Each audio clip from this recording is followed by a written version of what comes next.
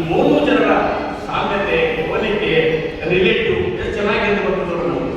ಹಾಗೆಯೇ ಇವರು ಮೂರು ಜನರ ಬದುಕಿನಲ್ಲಿ ಬದಲಾವಣೆ ಆಗಲಿಕ್ಕೆ ಮೂರು ಟರ್ನಿಂಗ್ ಪಾಯಿಂಟ್ ಅದಾವೆ. ಮೂರು ಟರ್ನಿಂಗ್ ಪಾಯಿಂಟ್.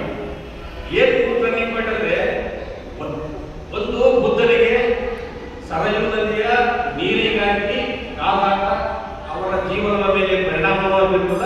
ಹೀಗಾಗಿ ಮನೆ ಬಿಟ್ಟು ಹೋಗಿ ಅವರು ಧ್ಯಾನ, ತಪಸ್ಸು, ಶಾಂತಿ, ಕರುಣೆ, ನೆಮ್ಮದಿಯನ್ನು ಬಯಸ್ತಾ ಹೋಗ್ತಾರೆ. ಹಾಗೆಯೇ ಬಸವಣ್ಣ ಸಹಿತ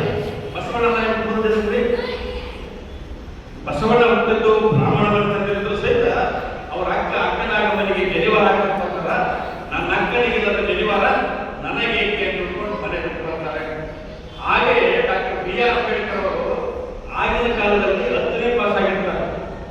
10ನೇ ಫಸ್ಟ್ ಕ್ಲಾಸ್ ಬಂದಾಗ ಈ ಸಮುದಾಯ ಎಲ್ಲರೂ ಸೇರಿಕೊಂಡು ಅವರಿಗೆ ಒಂದು ಸನ್ಮಾನ ಸಮಾರಂಭ ಏರ್ಪಡಿಸಿರ್ತಾರೆ. ಇವತ್ತಿನ ನೀವು ಮಾಡ್ತಾ ಇದ್ದೇವೆ, ಸಮಿತಿಯವರು ಕೂಡ SSLC ಮತ್ತು PUC ಮತ್ತು ಮಕ್ಕಳಿಗೆ ಸನ್ಮಾನ ಮಾಡ್ತಾ ಇದ್ದಾರೆ.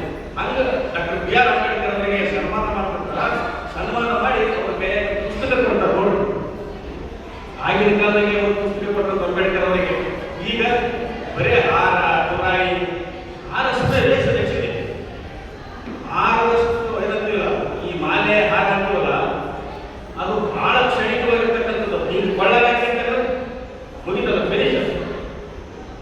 ಆದರೂ ಎಲ್ಲ ಕಡೆ ಈ ಹಾರ, ತುರಾಯಿಗಳ ಆಭರಣಗಳನ್ನ ಅದಕ್ಕೆ ಪುಸ್ತಕ ಕೊಟ್ಟಂತೆ. ಆ ಪುಸ್ತಕ ಯಾವುದಂದ್ರೆ ಬುದ್ಧ ಮತ್ತು ಆತನ ಧಮ್ಮ, ಬುದ್ಧ ಇಸ್ ಧಮ್ಮ ಅನ್ನೋ ಪುಸ್ತಕವನ್ನು ಕೊಡ್ತಾರೆ. ಆ ಪುಸ್ತಕವನ್ನು ಓದಿ ಅಂಬೇಡ್ಕರ್ ಅವರು ಪರಿವರ್ತನೆ ಆಗ್ತಾರೆ. ಮುಂದೆ ಭಾರತದ ಸಂವಿಧಾನವನ್ನು ಬರೀತಾರೆ. ಸರ್ ಹೇಳಿದಾಗ ಅಂಬೇಡ್ಕರ್ ಅವರು ಪತ್ರಕರ್ತರು ಕೂಡ ಆಗಿರ್ತಾರೆ. ಭಾಳ ಜನರಿಗೆ ಗೊತ್ತಿಲ್ಲ,